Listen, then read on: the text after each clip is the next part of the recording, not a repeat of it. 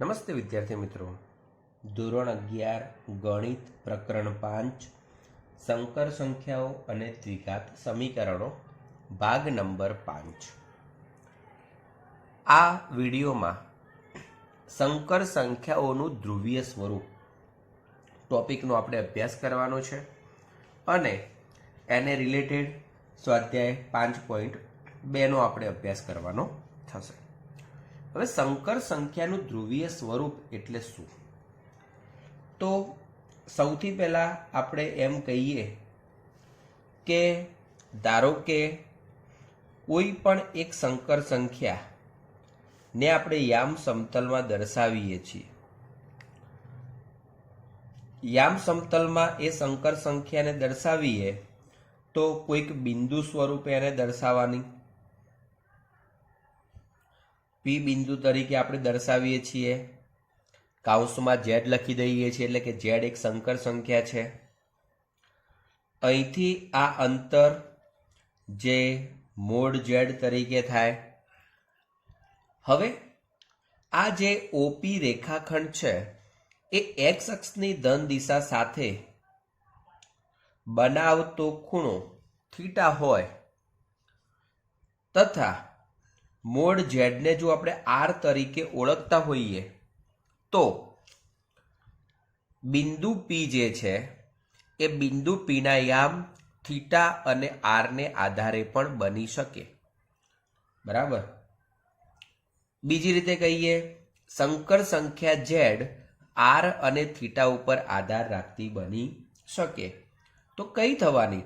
આમ આપણે સામાન્ય રીતે જો આમ એકમ વર્તુળ વિચારતા હોઈએ અથવા આર ત્રિજ્યાવાળું વર્તુળ વિચારતા હોઈએ તો આ જગ્યાએ રહેલા બિંદુના યામ કેટલા થાય? આર કોસ થીટા અલ્પવિરામ આર સાઇન થીટા. પરંતુ ત્યાં ઝેડ છે એટલે આપણે સ્વાભાવિક છે કે આર કોસ થીટા પ્લસ આઈ સાઇન થીટા આપણે વિચારી શકીએ. બરાબર છે.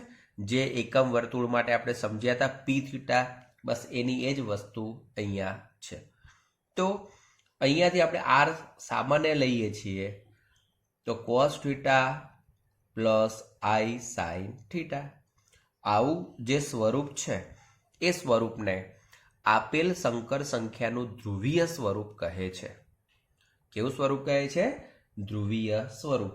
તો એનો મતલબ કે ધ્રુવીય સ્વરૂપ માટે એક આરનું મૂલ્ય અને એક થીટાનું મૂલ્ય હોવું જોઈએ. હવે સ્વાભાવિક છે કે અહીંયા તો પ્રથમ ચરણ છે, દ્વિતીય ચરણ હોઈ શકે, તૃતીય હોઈ શકે, ચતુર્થ ચરણમાં ગમે ત્યાં થીટા હોઈ શકે. તો એ રીતે આપણે અહીંયા વિચારવાનું થાય. તો તમે ફક્ત ને ફક્ત એક આકૃતિ દોરી લેજો. બરાબર. આ તો આપણે ઉલ્લેખ કરીએ ત્યારે બધું લખીશું. તો અહીંયા ઉલ્લેખ કરીએ છીએ બધો કે ધારો કે સંકર સંખ્યા Z equal to x plus I Y ને સંગત બિંદુ પી છે તથા ઓપી તરીકેની જે લંબાઈ છે એને આર આપણે કહીએ છીએ અને ઓપી એ એક્સ અક્ષની ધન દિશા સાથે થીટા માપનો ખૂણો બનાવે છે. બરાબર. જે આકૃતિમાં દર્શાવેલું છે. તો સ્વાભાવિક છે કે બિંદુ પી જે છે એ વાસ્તવિક સંખ્યાઓની ક્રમયુક્ત જોડ આર થીટા દ્વારા દર્શાવી શકાય. તો કે માટે બિંદુ પી ને વાસ્તવિક સંખ્યાઓની ક્રમયુક્ત જોડ આર થીટા દ્વારા અનન્ય રીતે મેળવી શકાય. બરાબર છે. હવે આ જે આર થીટા જે છે એને જ બિંદુ પીના ધ્રુવીય યામ કહે છે. માટે આર થીટાને બિંદુ પીના ધ્રુવીય યામ કહે છે. તો ઉગમ બિંદુ જે છે એ ઉગમ બિંદુને આપણે ધ્રુવ તરીકે અને એક્સ અક્ષની જે ધન દિશા છે એને આદ્ય રેખા અથવા મૂળ રેખા તરીકે ઓળખીશું. તો આપણે અહીંયા લખીએ તથા ઉગમ બિંદુને ધ્રુવ અને એક્સ અક્ષની ધન દિશાને આદ્ય રેખા અથવા મૂળ રેખા કહેવાય. બરાબર છે. તો અહીંયા એક ધ્રુવ શબ્દ આવ્યો છે, એક આદ્ય રેખા આવ્યું અને એક ધ્રુવીય યામ આવ્યું છે. બરાબર. તો હવે આને આધારે આપણે એ યામ લખવા હોય તો શું લખી શકાય કે માટે x equal to R cos theta અને y equal to r sine theta થાય.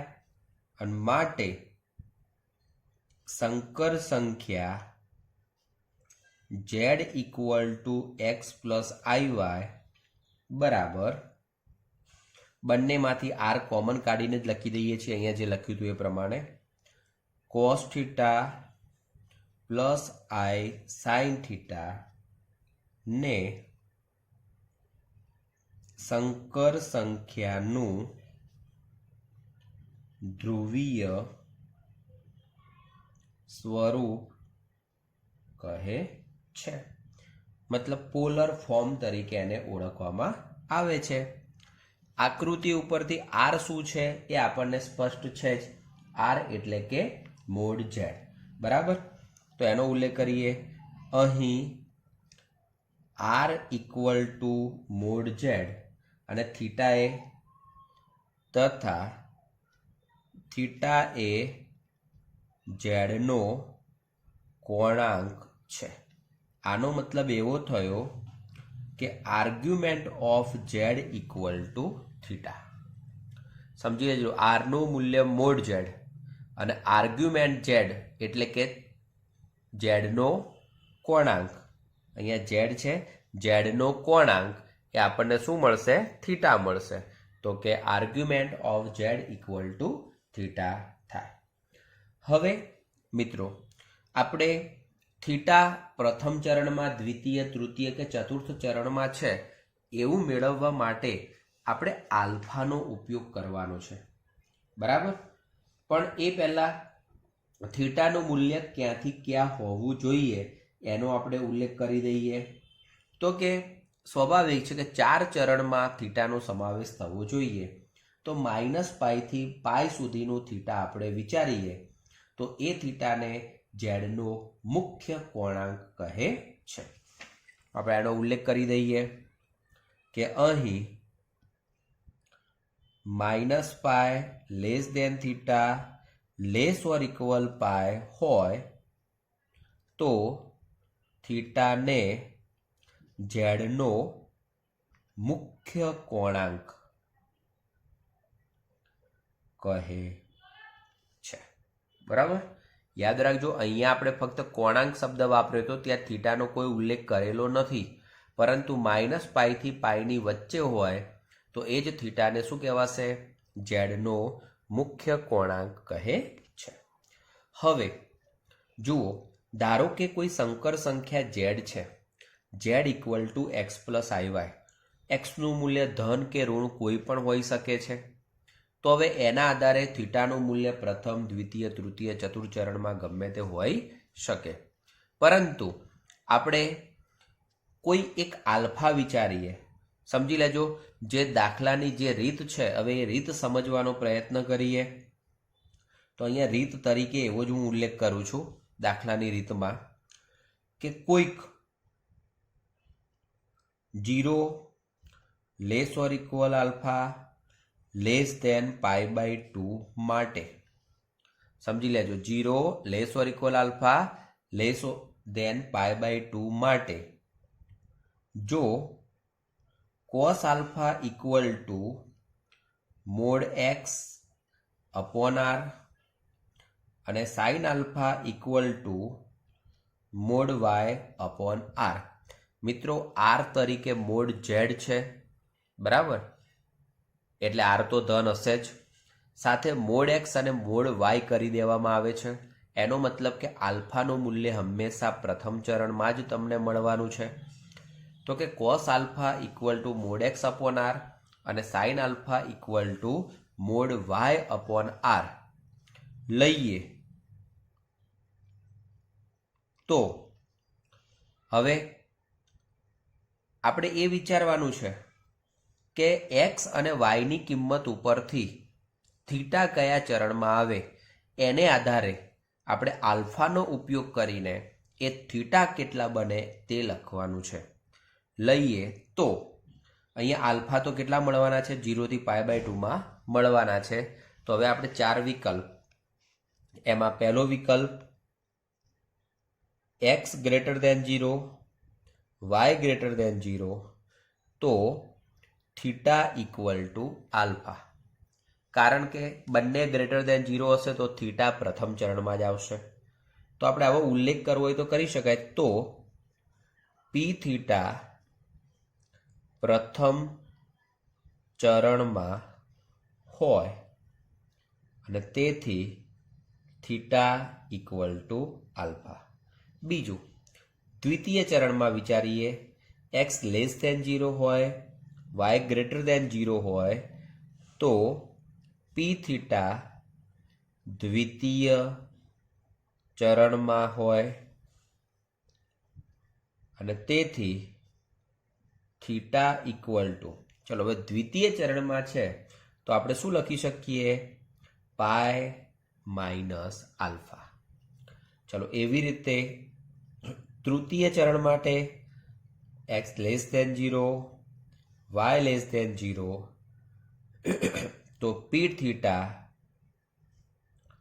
તૃતીય ચરણમાં હોય અને તેથી થીટા ઇક્વલ ટુ, મિત્રો આગળ પણ વાત કરી છે કે પાઈની કિંમત જે છે -π થી π સુધીની છે. એનો મતલબ કે હવે તૃતીય ચરણ માટે વિચારીએ છીએ તો -π પ્લસ આલ્ફા. સમજી લેજો પ્રથમ ચરણ માટે થીટા ઇક્વલ ટુ આલ્ફા, દ્વિતીય માટે theta equal to pi minus alpha, તૃતીય માટે -π પ્લસ આલ્ફા અને ચતુર્થ માટે એટલે કે x greater than 0 y less than 0 તો પી થીટા ચતુર્થ ચરણમાં હોય અને તેથી theta equal to minus alpha લેવા. ઓકે, આલ્ફાનું મૂલ્ય તો આપણને પ્રથમ ચરણમાં મળે છે, તો એને અનુરૂપ થીટાનું મૂલ્ય ક્યાંથી કેવું મળે એ આપણને આને આધારે ખબર પડી શકે. Theta equal to alpha, theta equal to pi minus alpha. હવે બીજા ચરણમાં જે પદ છે એનું વિરુદ્ધ કરીએ તો ત્રીજા ચરણમાં, અને પ્રથમ ચરણમાં જે પદ છે એનું વિરુદ્ધ કરીએ તો ચતુર્થ ચરણમાં. તો આ પ્રમાણે આપણે થીટાનું મૂલ્ય શોધી શકીએ. અને હવે જે થીટા મળે છે, જે આર મળે છે એને આપણે આર થીટા સ્વરૂપમાં મૂકી દઈએ તો એ જ થઈ જશે ધ્રુવીય સ્વરૂપ. તો નીચે અહીંયા ઉલ્લેખ કરી દઉં છું. આમ આર અને થીટા સ્વરૂપના સમીકરણને ધ્રુવીય સમીકરણ કહે છે. ઓકે, ચલો હવે આને અનુરૂપ આપણે પ્રશ્ન નંબર 7નો એટલે એક્ઝામ્પલ નંબર 7નો અભ્યાસ કરીએ.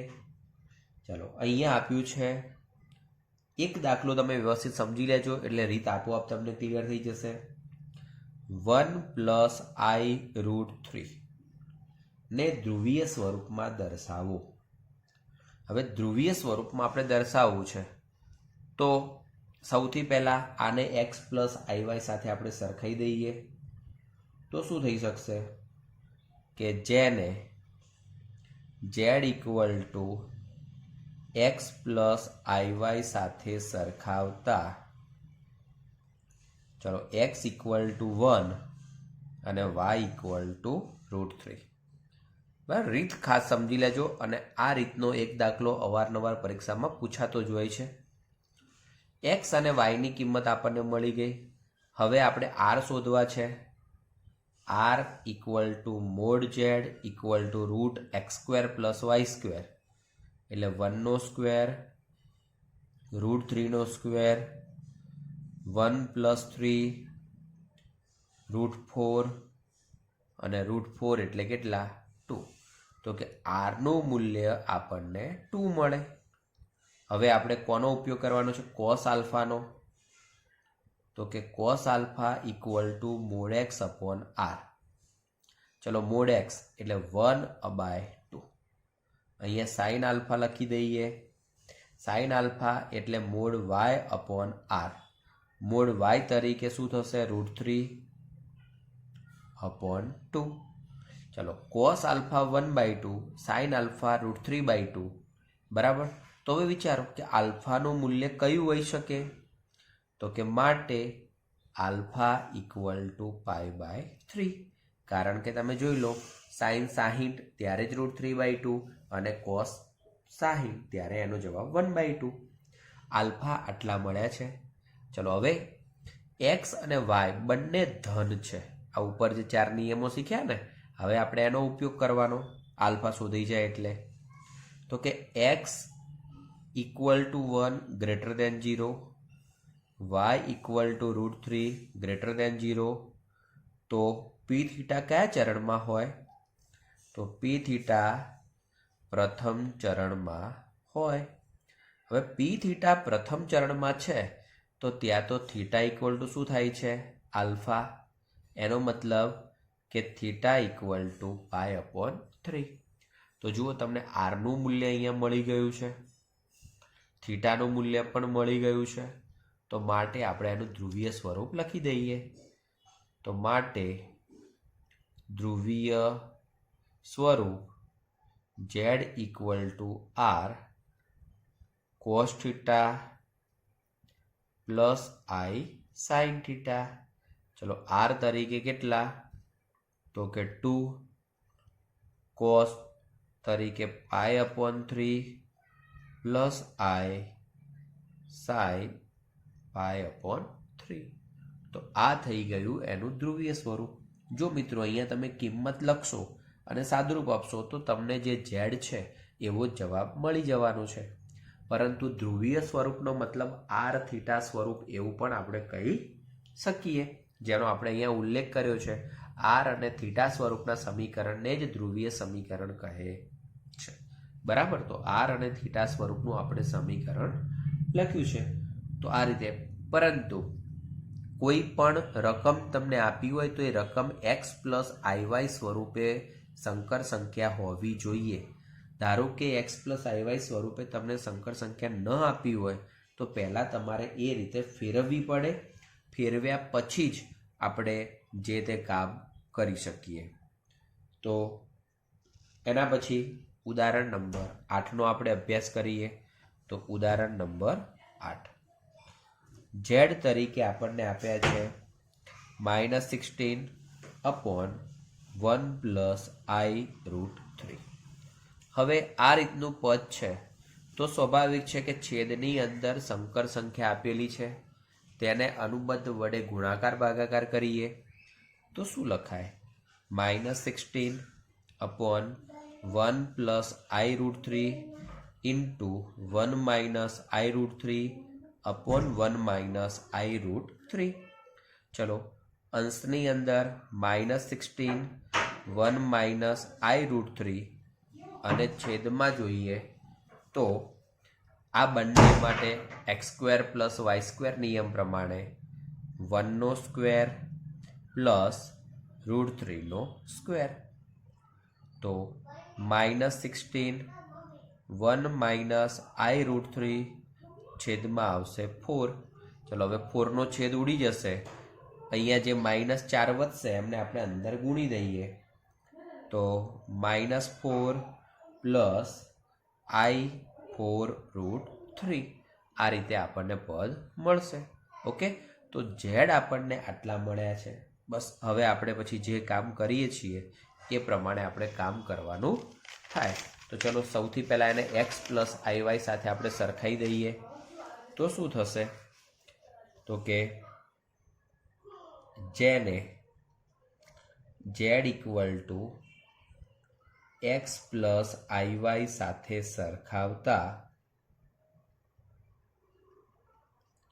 ચલો એક્સ ઇક્વલ ટુ -4 અને y equal to 4 root 3. X અને વાય આપણને મળ્યા છે. હવે એક્સ અને વાય આપણને બંને પદો મળ્યા હોય તો હવે આપણે કામ કયું કરવાનું રહેશે એક્સ અને વાય ઉપરથી? તો કે સૌથી પહેલાં આર શોધી દઈએ. બરાબર, આપણે જે દરેકમાં કામ કરતા હોઈએ જ પ્રમાણે આર એટલે કે √x² પ્લસ y² બરાબર -4નો સ્ક્વેર 4 રૂટ 3નો સ્ક્વેર. ચલો -4નો સ્ક્વેર એટલે 16 પ્લસ 48 તો √64 ઇક્વલ ટુ 8. તો આર તરીકે એક તો આપણને 8 જવાબ મળ્યો છે. ચલો હવેનું કામ cos alpha mod X upon R sine alpha mod Y upon R. તો આપણે શું કરી શકીએ? મોડ એક્સ તરીકે 4/8 એટલે કે 1/2. અહીંયા જોઈએ મોડ વાય એટલે 4 રૂટ 3/8 એટલે √3/2. તો આપણે જે આગળના ઉદાહરણમાં જે શીખ્યા હતા એ જ પ્રમાણે આલ્ફા ઇક્વલ ટુ કેટલા મળ્યા? π/3. ચલો હવે એક્સની કિંમત <0 છે અને વાય <0 છે તો પી થીટા કયા ચરણમાં આવશે? તો પી થીટા એ દ્વિતીય ચરણમાં હોય.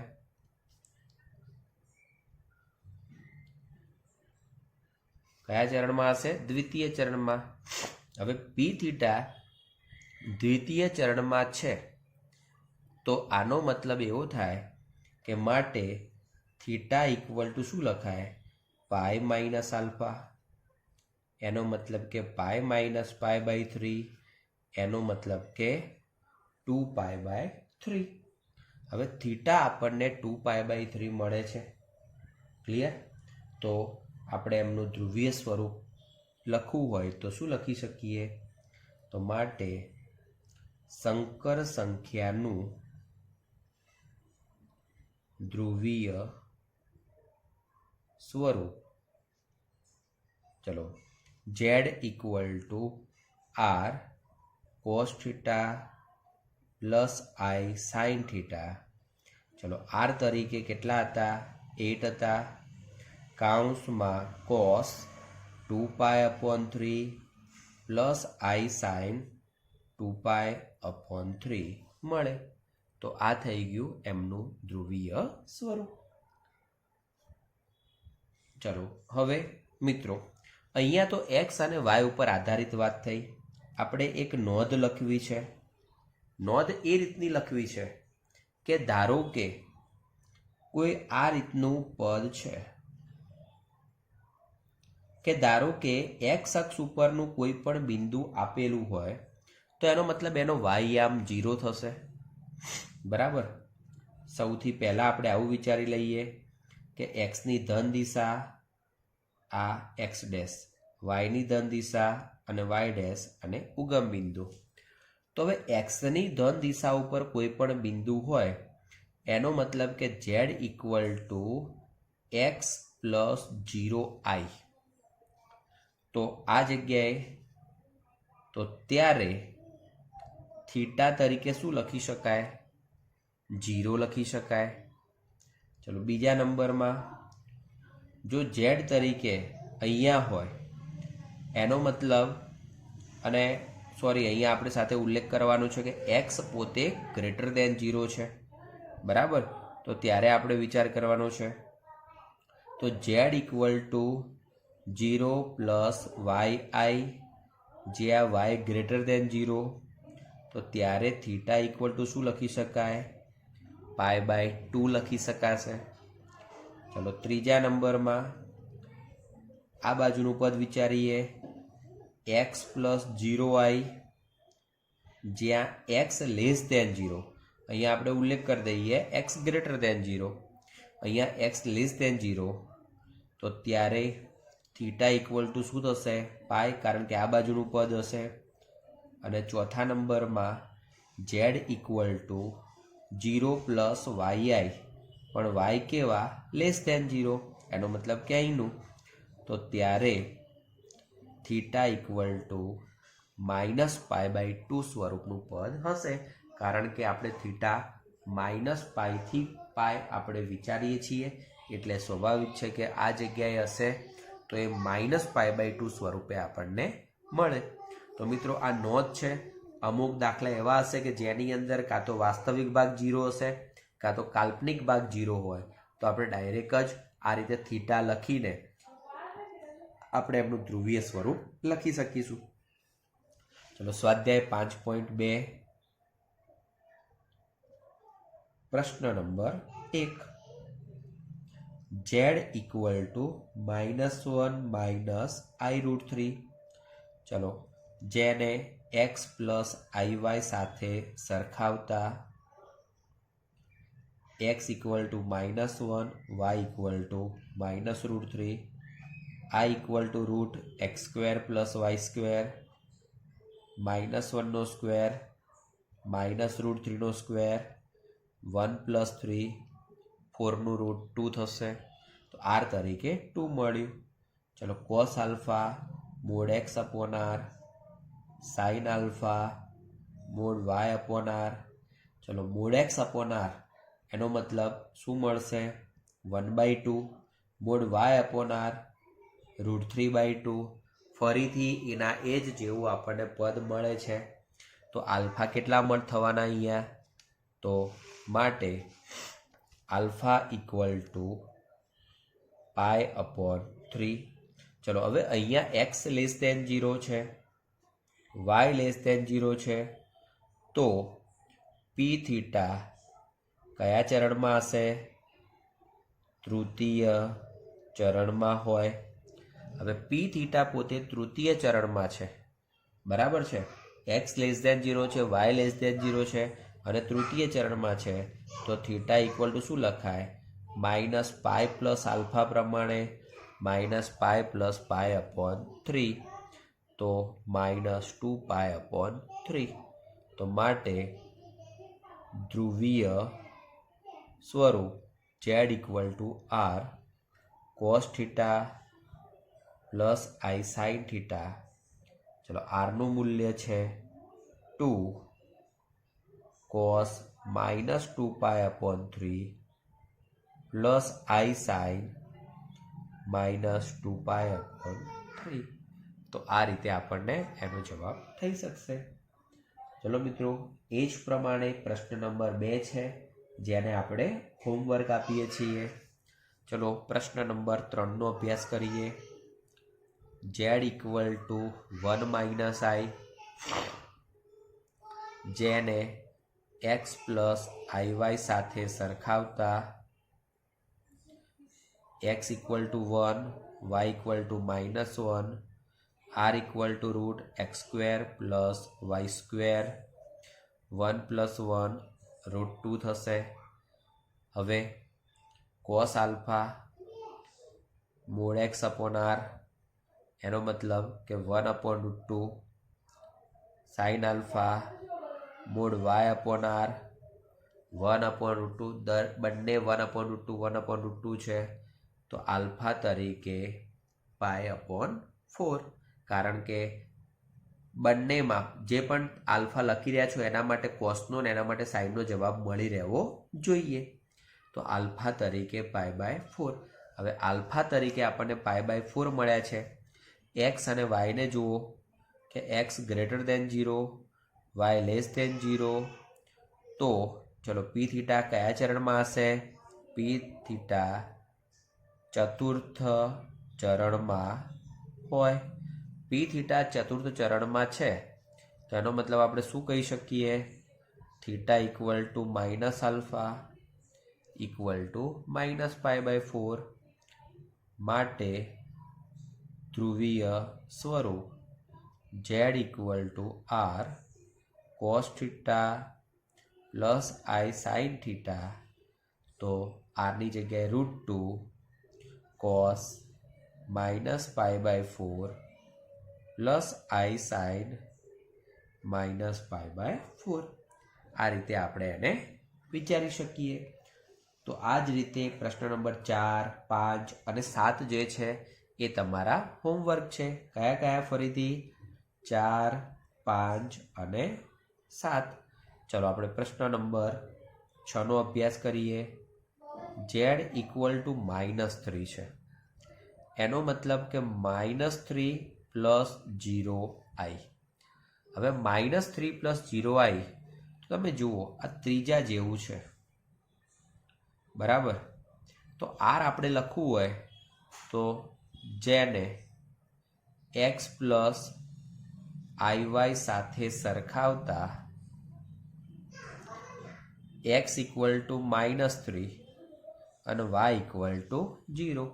આપણે આર લખવા હોય, આર એટલે કે મોડ ઝેડ, તો સમજો કે √x² + y² કરવાની કોઈ જરૂર નથી. જે -3 આપ્યા છે એનો માનાંક કરી દઈએ તો શું થઈ જશે? 3. એક્સ અને વાયની કિંમત પરથી આપણે શું લખી શકીશું? તો ઉલ્લેખ કરી દઈએ. અહીં એક્સ લેસ દેન 0 તથા વાય ઇક્વલ ટુ 0. તો થીટા ઇક્વલ ટુ શું થવાનું છે? સોરી, એક્સ પોતે ઋણ છે અને વાય 0 છે. તો અહીંયા જે ત્રીજું આપણે પદ શીખ્યા એ પ્રમાણે તો થીટા ઇક્વલ ટુ પાઈ થશે. થીટા મળી ગયા છે, આર મળી ગયા છે. માટે ધ્રુવીય સ્વરૂપ z equal to R cos theta plus I sine theta. આરની કિંમત છે 3 કોસ પાય પ્લસ આઈ સાઇન પાય. તો આ થયો પ્રશ્ન નંબર 6. અને એ જ રીતે છેલ્લે પ્રશ્ન નંબર 8નો આપણે અભ્યાસ કરી લઈએ. તો પ્રશ્ન નંબર 8 સેમ ટુ સેમ રીત છે.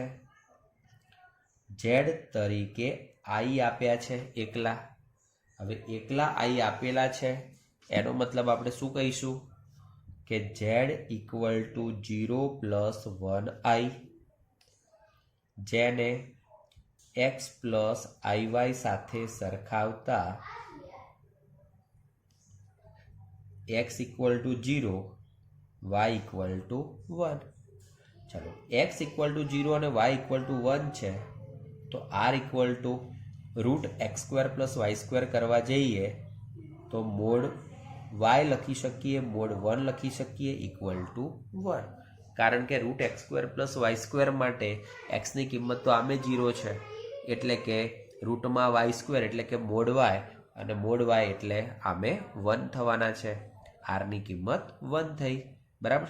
નહીતર તમે આપણો જે નિયમ છે √x² + y² એ પ્રમાણે પણ લખી શકો છો. તો આરની કિંમત 1 થઈ છે. હવે એક્સ ઇક્વલ ટુ 0 અને વાય ગ્રેટર દેન 0 તો થીટા ઇક્વલ ટુ π/2 જે આપણે બીજા નંબરની નોંધ શીખ્યા છીએ એની અંદર. તો હવે માટે ધ્રુવીય સ્વરૂપ z equal to R cos theta plus I sine theta. આરની જગ્યાએ 1 કોસ π/2 પ્લસ આઈ સાઇન π/2. તો આ થઈ ગયું છે આપેલ સંકર સંખ્યાનું ધ્રુવીય સ્વરૂપ. તો મિત્રો ધ્રુવીય સ્વરૂપનો ટોપિકના જે પણ દાખલાઓ છે એને તમે ખૂબ વ્યવસ્થિત રીતે સમજ્યા હશો. બુકમાં જે ઉદાહરણો આપ્યા છે એમાં આલ્ફાની રીતનો કોઈ ઉપયોગ કરેલો નથી. આપણે આલ્ફાની રીતનો ઉપયોગ કર્યો છે કે જેથી કરીને તમે સરળતાથી એને સમજી શકો. બરાબર છે. હવે પછીના નેક્સ્ટ વિડીયોમાં આપણે દ્વિઘાત સમીકરણોનો અભ્યાસ કરીશું. Thank you. જય હિન્દ, જય ભારત.